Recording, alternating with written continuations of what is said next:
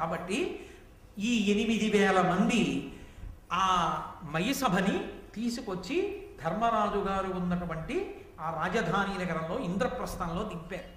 చూశాడు ధర్మరాజు గారు, చాలా బాగుంది అనలేదు. ఆయన వెంటనే ఆ ధౌమ్యుడు మొదలైనటువంటి పురోహితుల్ని పిలిచి సుముహూర్త నిర్ణయం చేశాడు.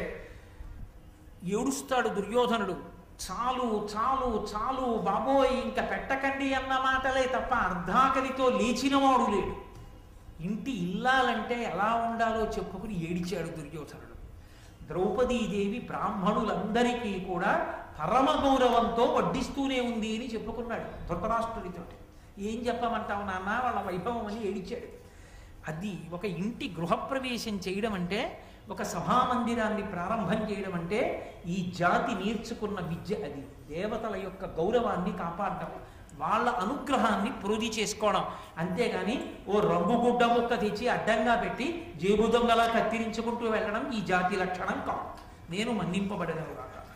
కాబట్టి వీరుడు ధర్మజుండు 10 వేవుర విప్రుల గొప్ప పాయసాహారము భక్తి పెట్టి మరి అందరకు చెరువేయునేసి విస్తార యశుండు ధేనువుల ధర్మ విధిన్ మణిముద్రికాద్యలంకార దుకూల పుష్పఫలగంధయుతంబుగా నిచ్చిలీలతో. ఆయన సభామంటపంలోకి గృహప్రవేశం చేశాట.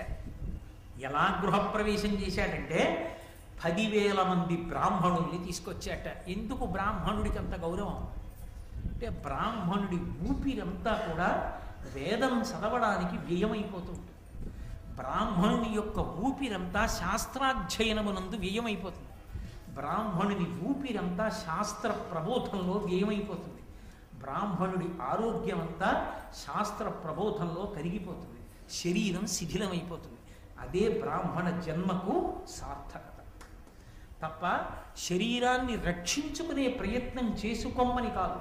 అంటే నా ఉద్దేశ్యం, ఆ గృహస్థాశ్రమంలో ఉండి కూడా నలిగిపోమ్మని నేను ప్రతిపాదన చేస్తున్నానని మీరు అనుకోకూడదు. కానీ శరీరాన్ని దాచుకుందామని బ్రాహ్మణుడు బ్రతకవద్దు అని శాస్త్రవాక్కు.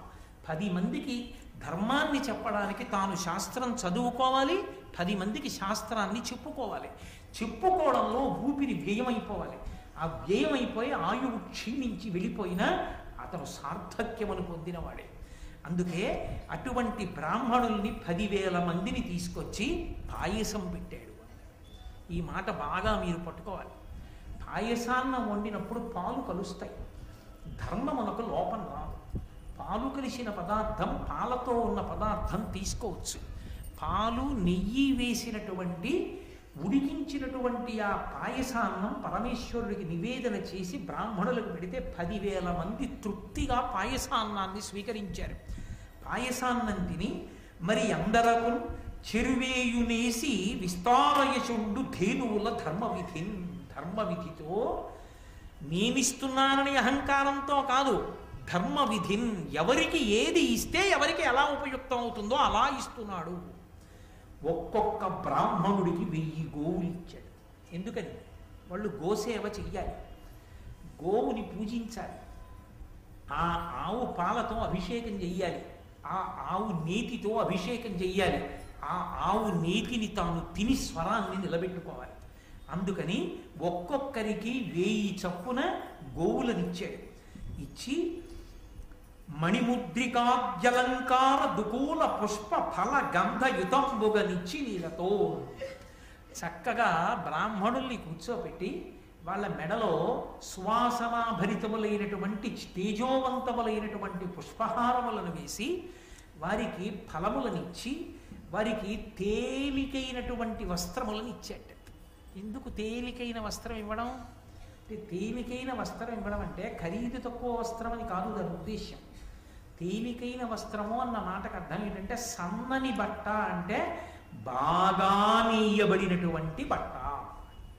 చక్కటి వస్త్రాల్ని తీసుకొచ్చి ఆ బ్రాహ్మణులకిచ్చి మణులతో కూడినటువంటి హారములను వాళ్ళకి అలంకారములుగా సమర్పించి వాళ్ళకి చందనాన్ని అలదాట్.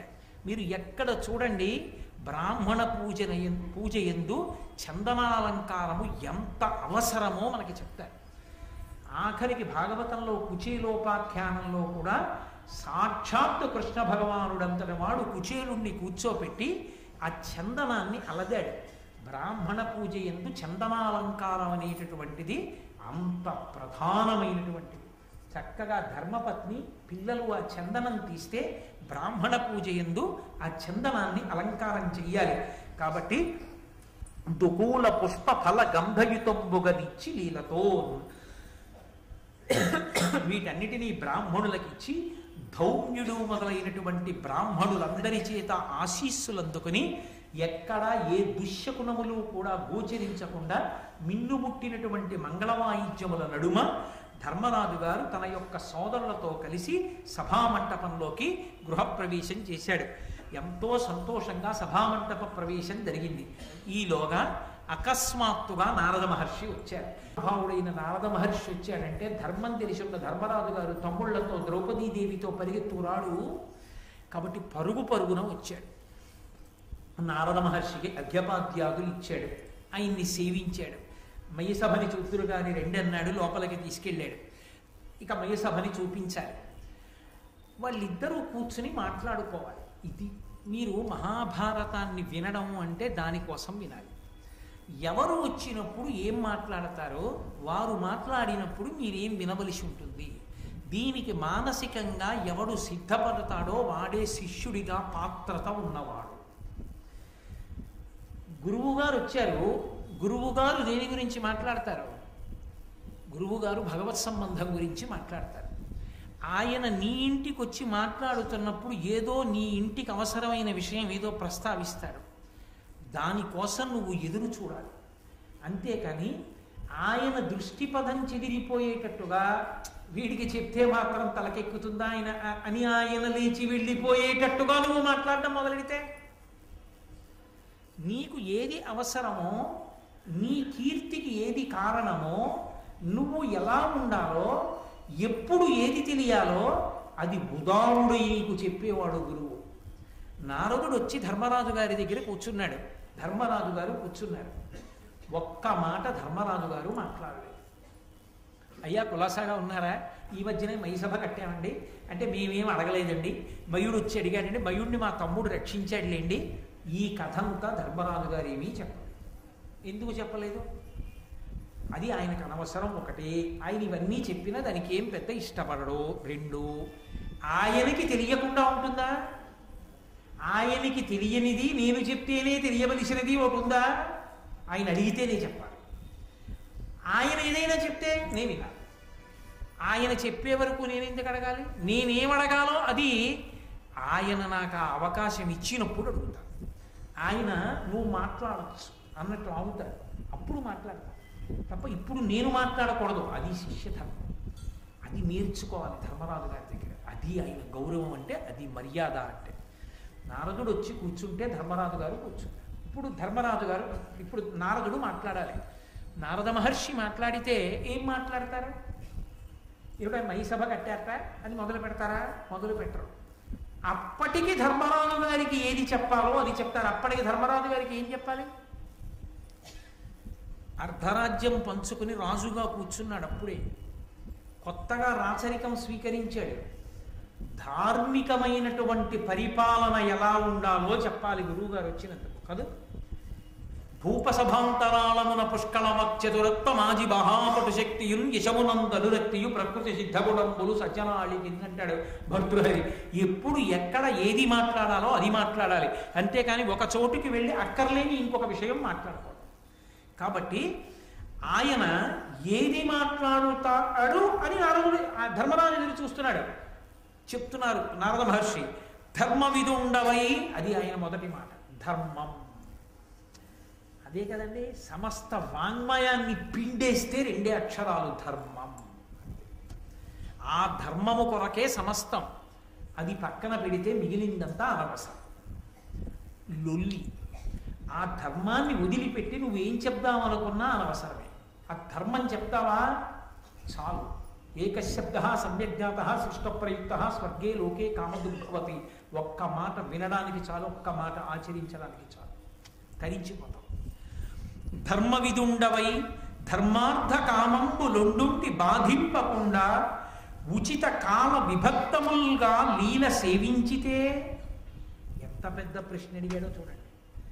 ఏమయ్యా, పురుషార్థములని ఉన్నాయి కదా 4, మోక్షం అలా అట్టిపెట్టు. ధర్మ అర్థ కామములు దేశము కాలము అన్న రెండిటి యందు ఒకదానినొకటి బాధింపకుండా అనుభవిస్తున్నావా అని అడిగాడు. అంటాడా ధర్మరాజు? ఈ ప్రశ్నకి ధర్మరాజు జవాబు ఏమిటి అన్నదాన్ని బట్టి తర్వాత మాటలు చెప్పాలి. అంటే ఇంకోలా మాట్లాడాలి. బుద్ధి గడ్డి తిందా అని అడగాలి.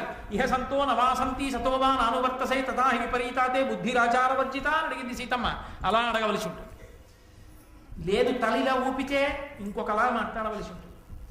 దేశము కాలము దృష్టిలో పెట్టుకొని ధర్మ అర్థ కామములు ఒకదానినొకటి బాధింపకుండా సమన్వయం చేసుకోవడం అలవాటైందా అని అడిగాడు.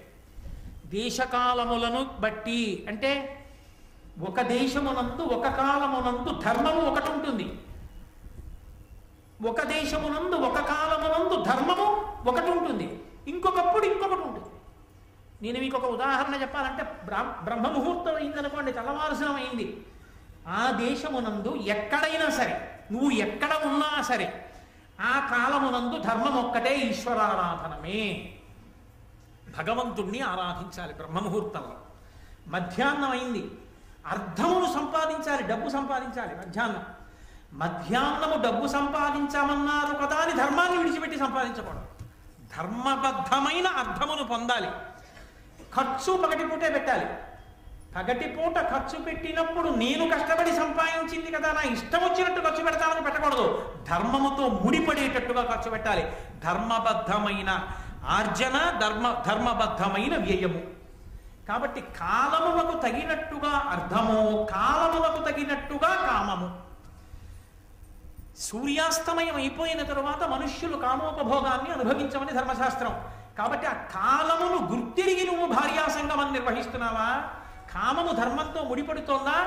అదుపు తప్పి ధర్మాన్ని విడిచిపెట్టి కామాన్ని అనుభవిస్తున్నావా? కామం అప్పుడు అనుభవించిన ధర్మబద్ధము, అర్థం ఆర్జించిన ధర్మబద్ధము. ధర్మముతో ముడి ముడిచిపెట్టకుండా దేశకాలముల యందు ముడి వేస్తున్నావా?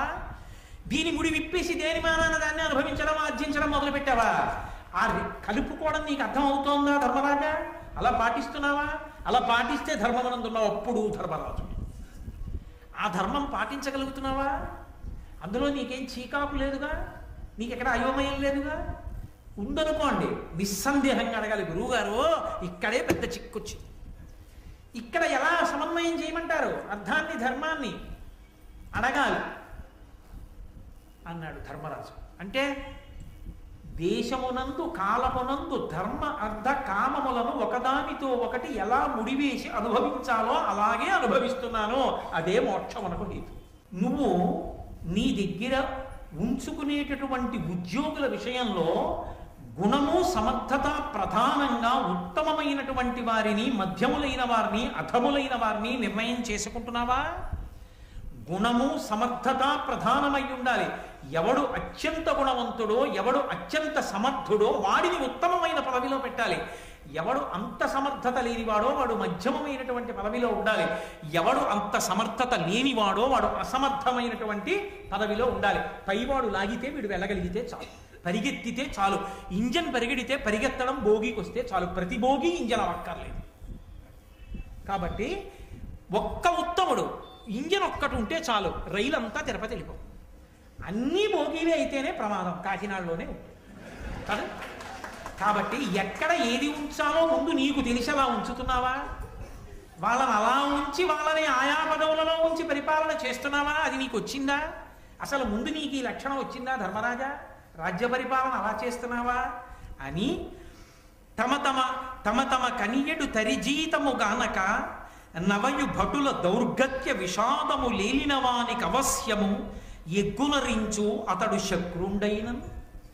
ఏమయ్యా, నీ దగ్గర ఉద్యోగంలో చేరినవాడు అవసరమైతే యుద్ధంలో తన ప్రాణాలని వదిలేస్తాడు ప్రభువు కోసం. సైనికులు ఉంటారు, ప్రభుత్వం పక్షాన, దేశం పక్షాన యుద్ధం చేసి ప్రాణాలు విడిచిపెట్టేస్తారు. ఇక్కడే ఈ పోలీస్ క్వార్టర్స్లోనే ఉన్నటువంటి ఎంతో మంది రక్షక భటులు తమ శరీరాలను విడిచిపెట్టేసిన వాళ్ళు ఉన్నారు సమాజ రక్షణ కోసం. అలా విడిచిపెట్టేసినప్పుడు వాడు చనిపోయాడని ఉదాసీనుడవై ఊరుకుంటున్నావా? నిన్ను నమ్ముకుని నువ్వు మార్చ్ అంటే పరిగెత్తుకెళ్ళి తుపాకీ గుండ్లకు పడిపోయిన వాడి భార్యాబిడ్డల్ని చూడడం నా కర్తవ్యమని వాళ్ళ భార్యాబిడ్డలు ఏడవకుండా వాళ్ళకి కావలసిన సంబారాల్ని జీతాల్ని అందిస్తున్నావా? వాడు అంత కష్టపడి ఉద్యోగం చేస్తే అన్నం తినడానికి లేకుండా వాడికి వేల పట్టున జీతం ఇవ్వకుండా ఏడిపిస్తున్నావా? అలా చెయ్యకు సుమా, చాలా తప్పు. జీతం ఇవ్వకుండా మార్చడం పరమ ప్రమాదకరము సుమా. ప్రభువు మీద విరక్తి కలుగుతుంది, విప్లవ బుద్ధి కలుగుతుంది. నీ మీద ఎవరికి విశ్వాసం ఉండదు. ఎవరికి ఎప్పుడు జీతం ఇవ్వాలో అప్పుడు అందరికీ జీతం ఇస్తున్నావా?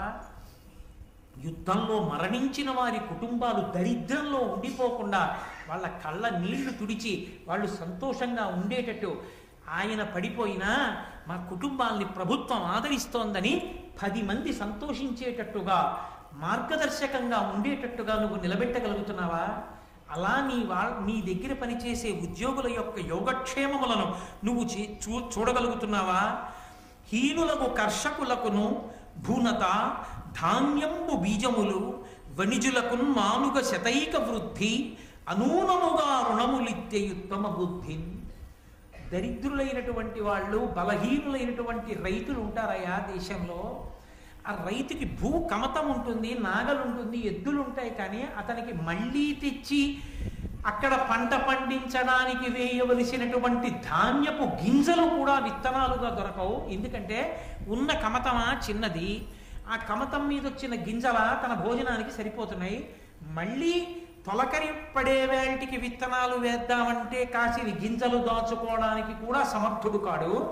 అందరూ డబ్బెట్టే కొనాలనకుండా ఈ గింజలు వేస్తే తప్ప వాడు బ్రతకలేడు. కాబట్టి అటువంటి వాళ్ళెవరో నువ్వు కనిపెట్టి వాళ్ళకి ఉచితంగా విత్తనాలు ఇస్తున్నావా? విత్తనాలు ఒక్కటి ఉచితంగా ఇయ్యి.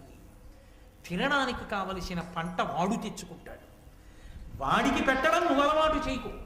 వాడికి విత్తనాలు కష్టపడడాన్ని మాత్రం పక్కకి తీసేయకు. వాడు కష్టపడి వాడిని బతకడు.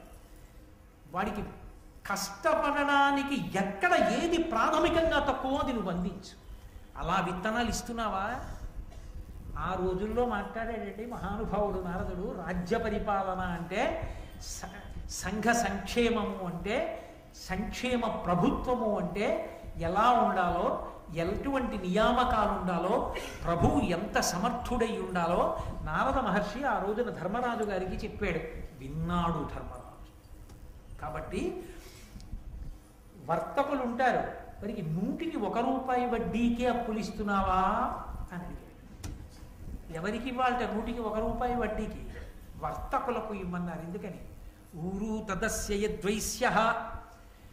పైన శరీరం ఎంత బలిష్టమైనదైనా అయి ఉండొచ్చు, కింద కాళ్ళు ఎంత అందంగానైనా ఉండొచ్చు. తొడలు తోటకూర కాడల్లా ఉన్నాయనుకోండి, ఏం నిలబడతాడు? తొడలు బలంగా ఉండాలి. తొడలు బలంగా ఉంటే ఈ కింద వాటి మీద ఈ పైదాన్ని నిలబెట్టి గమనం ఉంటుంది, కదులుతుంది. వర్తక వాణిజ్య రూపంగా ప్రజలకు కావలసినవి ప్రజలకు అందించి ముడి సరుకులను కొని వాటిని కావలసినటువంటి వినిమయాత్మకమైన వస్తువులుగా ఉత్పాదన ప్రక్రియ యందు సిద్ధహస్తుడై వ్యాపారం చేయగలిగినటువంటి జన్మతః అటువంటి నైపుణ్యమును పొందినటువంటి వాడు వర్తకుడు. వర్తకుడిని నిలబెడితే కదూ సమాజం వృద్ధిలోకి వస్తుంది, 10 మందికి ఉద్యోగాలు దొరుకుతాయి. అందుకని అటువంటి వారిని వృద్ధిలోకి తేవడానికి 100కి 1 రూపాయి వడ్డీకి అప్పులు ఇస్తున్నావా? అది ఆనాటి మార్గదర్శనం. సమాజ పరిపుష్టిని కాంక్షించి మాట్లాడారు. కాబట్టి అలా ఇస్తున్నావా అప్పు? పంగుల, మూకాంధుల, వికలాంగులను, అబాంధవుల దయం బ్రోతే భయార్తుం గడిది శత్రునైనను సంగర రంగమునగాత శరణంబనినం.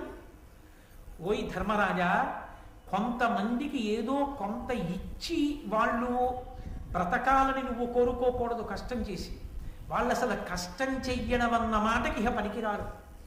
ఎందుకని? సమాజంలో వాళ్ళు మోసపోవడానికి, కష్టపడడానికి పనికిరాని రీతికి దగ్గరగా ఉన్న వాళ్ళు విధి చేత అలా నిర్ణయింపబడ్డారు వాళ్ళు. అందుచేత నువ్వు దయతో చూడాలి వాళ్ళని. ఎవరు? పంగుల, కుంటి వాళ్ళు ఉంటారు, 2 కాళ్ళు లేనివాడు. వాడు ఏమి చేయగలడు? వాడు ఏమి చెయ్యలేడు. వాడు ఏమీ చెయ్యలేడు అని నువ్వు అనకూడదు. వాడు కూడా సంతోషంగా ఉండేటట్టు నువ్వే చూడాలి. ఎందుకని? ఒక కుటుంబంలో తండ్రికి కాళ్ళు లేని కొడుకున్నా తను బతికున్నన్నాళ్ళు ఆ తండ్రి చూస్తాడు. కానీ ఆ తండ్రికి బెంగ మిగిలిపోకూడదు. నా తర్వాత వీడి బతుకేమిటి, వీడు నాకన్నా ముందే వెళ్ళిపోతే బాగుండని ఏడవకూడదు తండ్రి. నా ప్రభుత్వం ఉంది, నా ప్రభు ఉన్నాడని నమ్మి బ్రతకగలగాలి. అలా నువ్వు వాళ్ళని ఆదరిస్తున్నావా తండ్రిలా? ఆ దయ నీ ఎందుందా? ఆ పరిపాలనా నిర్వహణ ఎందున్న కరుకుతనం సంక్షేమ కోణంలో చూసేటప్పటికీ ఆర్ద్రమై మెత్తపడిపోతుందా నీ మనసు? అలా చూడగలుగుతున్నావా ధర్మరాజా? మూకాంధుల మూగివాళ్ళు ఉంటారు, నోట మాట లేని వాళ్ళు. పాపం వాళ్ళ జేబులో ఎత్తుకుపోయినా వాడి మెడలోని లాగేసినా వాడు అరవలేదు. వాడికి తీసుకొచ్చి ఎన్నో పెట్టడం కాదు, వాడు తిని సంతోషంగా ఉండేటట్టు నువ్వు శ్రద్ధ తీసుకోవాలి.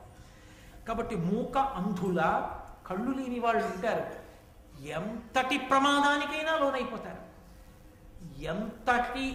ఎంత తేలిగ్గానైనా మోసపోతారు. అటువంటి వాళ్ళని నువ్వు కంటికి రెప్పవై కాపాడాలి సుమా ప్రభువు. అలా కాపాడుతున్నావా? వికలాంగులను, శరీరమునకు ప్రధానమైన అంగముల యందు వైక్లభ్యం ఉన్న వాళ్ళు ఉంటారు, అటువంటి వికలాంగులను, అబాంధవుల, నా అన్న వాళ్ళు లేని వాళ్ళు ఉంటారు, ఎవ్వరూ లేరు ఒక్కొక్కడికి. అబాంధవుల, అనాథ అన్న శబ్దం వాడలేదు. ఇక్కడ వచ్చింది సంస్కృతిలో తేడా. అబాంధవులు ఉంటారేమో, అనాథలు లేరు సమాజం. ఎందుకో తెలుసా? అనాథ అన్నవాడు ఒకడుంటే పరమేశ్వరుడు అన్నవాడు ఉండడం అవసరం. ఆయన అనాథనాథ సర్వజ్ఞ, అనాథలకు నాథుడు వాడు. వాడు ఉండగా ఎవడు అనాథ ఈ ప్రపంచంలో? ఎవ్వడూ అనాథ కాడు, అందరికీ వాడు ఉన్నాడు. వాడు ఉన్నప్పుడు అందరూ సనాథులు, ఎవ్వరూ అనాథ కారు. అనాథ అన్న మాటే లేదు. అనాథ అన్న మాట వర్తిస్తే పరమేశ్వరుడికి ఒక్కడికే వర్తిస్తుందేమో అన్నాడు ఒక గడుసుకని. ఆయనకి తల్లి లేడు, తండ్రి లేడుగా, అందుకని ఆయన్ని చూడడానికి ఇంకోళ్ళు లేడు కాబట్టి ఆయనే అనాథేమో అని ఆయనే నాలుగు కలుచుకుని అన్నాడు. కాదు కాదు, ఆయన్ని చూడడానికి అమ్మవారు ఉంది, అమ్మవారిని చూడడానికి ఆయన ఉన్నాడు. కాబట్టి అసలు ఈ లోకంలో అనాథ అన్న మాట అన్వయం అయ్యేవాడు ఎవడూ లేడు. ఆ మాట ఎందుకు వచ్చిందో అర్థం కాలేదన్నాడు. అంటే ఎవడో పనికి మాలిన వాడైతే ఆ మాట పెట్టాలి, బుద్ధున్న వాడెవడో ఆ మాట వాడకూడదని దాని అర్థం. అబాంధవులు ఉంటారు తప్ప అనాథలు ఉండరు. నువ్వు అనాథమేట్రా, మాటే లేదంటే నువ్వు అవతల వాడికి ఉత్సాహం వస్తుంది. ఇక్కడ అనాథలు ఉంటారంటే లోపల ఉన్న వాళ్ళు ఎంత సిగ్గు చెందుతారు. అనాథలే, అబాంధవులు అంటే బంధువులు లేని వాళ్ళు.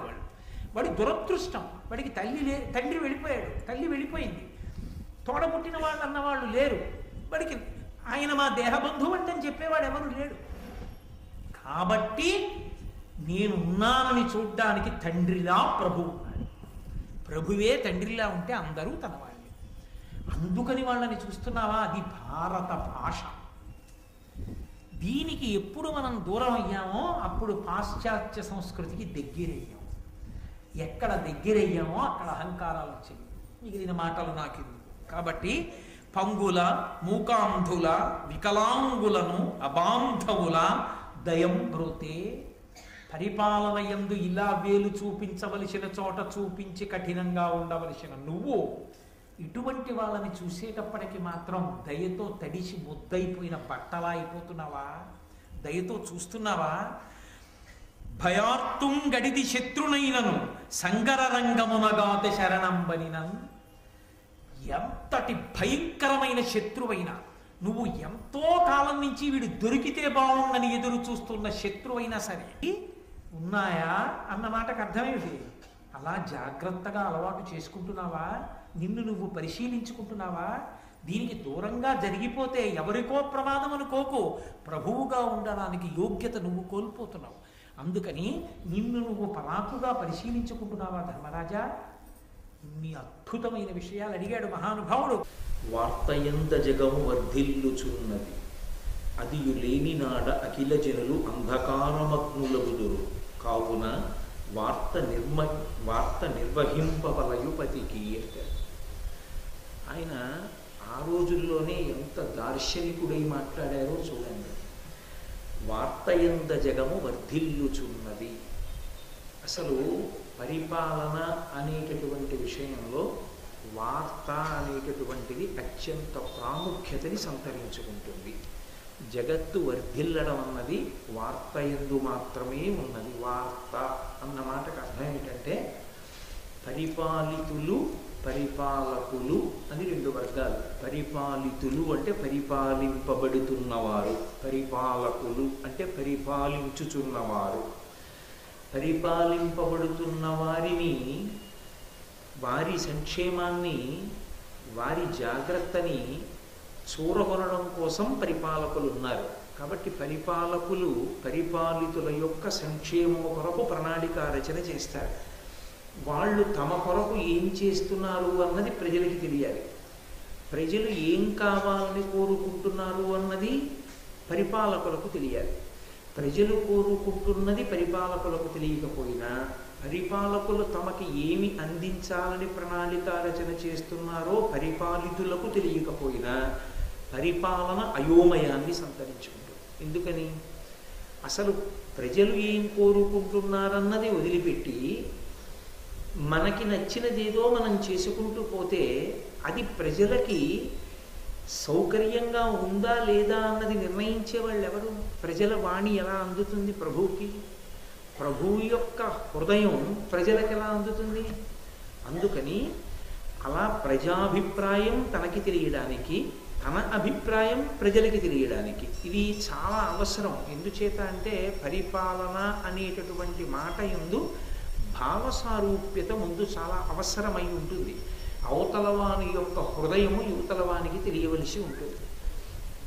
నేను ఇలా పరిపాలించాలనుకుంటున్నాను, నా పరిపాలనలో ఫలానా ఫలానా వాటికి స్థానం ఉండదు. ఒకవేళ ఇంకా పాత వాసనలు పట్టుకుని అలాగే ఉందామనుకుంటే తీవ్రమైనటువంటి చర్యలు ఉంటాయి. దానికి మీరు సిద్ధపడవలసి ఉంటుంది. ఒకవేళ అలా అలవాటు పడిన వారు ఉంటే ఇలా మార్పు తెచ్చుకుంటే వాళ్ళ జోలికి నేను వెళ్ళను అని ప్రభు అన్నాడు అనుకోండి. ఓహో, మనం మారవలసిన అవసరం ఉంది. మారితే మన జోలికి రాడు, గతంతో సంబంధం ఉండదు. మారకపోతే ప్రమాదం వస్తుంది. కాబట్టి మనం ఫలానా విషయానికి ప్రాధాన్యత ఇవ్వాలి, ఇక నుంచి ఫలానా విషయం జోలికి వెళ్ళకూడదు అని పాలితులకు తెలుస్తుంది. పాలనయందు ప్రభువుకి సహకరించేటటువంటి ఆయన యొక్క వర్గానికి తెలుస్తుంది, ఆయన ఉద్యోగ వ్యవస్థకి తెలుస్తుంది. దీనికి వార్త అవసరం. దాన్ని వార్త అంటారు. ఆ వార్తని సమర్థవంతంగా నువ్వు నిర్వహణ చేస్తున్నావా? నేను ప్రభువుని కాబట్టి నా ఇష్టం వచ్చిన ప్రణాళిక రచన నేను చేస్తాను. వాళ్ళకి నచ్చిందో నచ్చలేదో నాకు అనవసరం. నేను ఇచ్చింది పుచ్చుకోవాలి, నేను ఇమ్మన్నది వాళ్ళు ఇవ్వాలి. నేను ఇమ్మన్నదంటే పన్ను. నేను ఎంత పన్ను వేస్తే అంత పన్ను వాళ్ళు కట్టాలి. నేను ఏది ఇచ్చానో దానితో తృప్తి పడాలి. అంతేకాని నాకు ఇది కావాలని అడిగే అధికారం వాళ్ళకి లేదు. అనుకున్న ప్రభువు ప్రజల యొక్క హృదయాన్ని చూరగొనలేడు. కాబట్టి వార్తని నువ్వే నిర్వహించవలసి ఉంటుంది. ఆ వార్తయంద జగము వర్ధిల్లుచున్నది, అదియు లేని నాడ అఖిల జనులు అంధకారమగ్నులగుదురు. ఆ వార్త అన్నది లేకపోతే ప్రజలందరూ అంధకారంలో ఉన్నట్లుగా ఉంటుంది. దానికి ఒక సువ్యవస్థితమైనటువంటి స్థితి ఏర్పడదు. కావున వార్త నిర్వహింపవలయుపతికి, ప్రభు అయినటువంటి వాడు ఆ చక్కటి వార్తా వ్యవస్థని నిర్వహణ చెయ్యవలసి ఉంటుంది. నువ్వు అలా చేస్తున్నావా ధర్మరాజా అని దార సంగ్రహంకు ధరణీశా రతి పుత్రఫలము, శీలవృత్త ఫలము శృతము, దత్తభుక్త ఫలము ధనము, వేదములు అగ్నిహోత్ర ఫలము అనియు ఒగి ఇరుంగు. ధర్మరాజా, ఈ విషయాన్ని బాగా తెలుసుకో. ఒగి ఇరుంగు, బాగా తెలుసుకుని ఉండు సుమా. అంటే ఇప్పుడు ఒక ప్రభువు తెలుసుకుని ఉండవలసినదే కాదు, మొత్తం వ్యవస్థకంతటికి ప్రతినిధిగా నువ్వు దీన్ని తెలుసుకుని ఉండాలి. ఇది తెలుసుకుని ఉంటే పరిపాలనే కాదు, వ్యక్తిత్వం కూడా వికసిస్తుంది బాగా. దేనికి ప్రయోజనం ఏది అన్న విషయంలో నువ్వు ఒక సమగ్రమైన అభిప్రాయాన్ని ఏర్పరచుకో.